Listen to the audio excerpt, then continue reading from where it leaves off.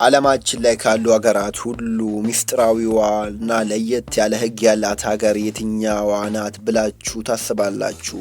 ብዙዎቻችሁ እንደምትገምቱት ሰሜን ኮሪያ ናት። ዛሬ በዚህ ቪዲዮ ለእኛ በጣም ተራ የሆነ ነገር ግን በዚች ሀገር ውስጥ ከተገበራችሁ እስከ ሞት የሚያደርሳችሁ 10 አስገራሚ ክልከላዎችን ይዘንላችሁ ቀርበናል።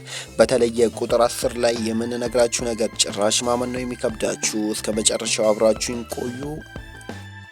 ቁጥር አንዱና ከባዱ የሀገሪቱን መሪ መቃወምና መተቸት። በሰሜን ኮሪያ ውስጥ ስለ ኪም ጆንግ ኡን ወይም ስለ ቤተሰቦቻቸው መጥፎ ነገር መናገር ይቅርታ የሌለ ወንጀል ነው። መሪውን አለማክበር አልፎም ተርፎም በፎቶግራፋቸው ላይ አቧራ አለመጥረግ እንኳን ለከባድ እስር ሊዳርጋችሁ ይችላል። ቁጥር 2 ሃይማኖት። እዚህ ሀገር ውስጥ ብቸኛው አምላክ የመንግስት መሪዎች ናቸው። መጽሐፍ ቅዱስ ይዞ መገኘት ወይም የሌላ ሃይማኖት ስርዓትን መከተል በሞት ሊያስቀጣ የሚችል ወንጀል ተደርጎ ይወሰዳል። ቁጥር 3 የጸጉር አቆራረጥ። ጸጉራችሁን እንደፈለጋችሁ መቆረጥ አትችሉም። መንግስት የፈቀደላችሁ የተወሰነ የጸጉር ስታይሎች ብቻ አሉ። ከእነዚህ ውጭ መቆረጥ የካፒታሊዝም ተገዢ ያስብላል።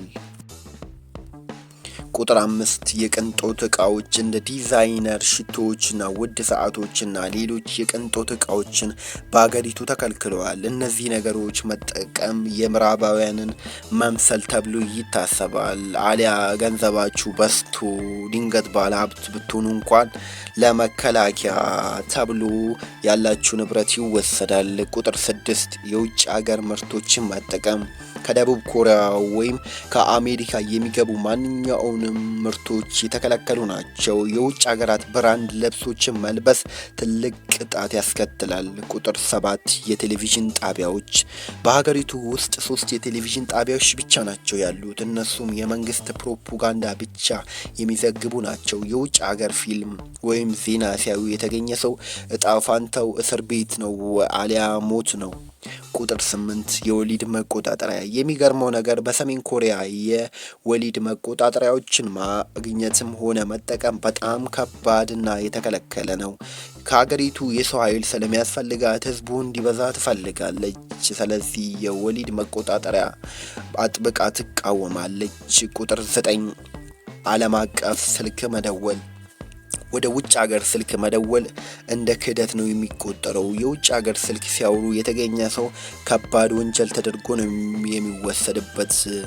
እጣ ፋንታውም እስር ቤት አሊያ ሞት ነው። ቁጥር 10 የምዕራባውያንን ፋሽን ጂንስ ወይ ሱሪ። ሰማያዊ ጂንስ ሱሪ መልበስ በሰሜን ኮሪያ ፍጹም የተከለከለ ነው። ምክንያቱም ሰማያዊ ጂንስ የአሜሪካ ኢምፔሪያሊዝም ምልክት ተደርጎ ስለሚወሰድ ነው።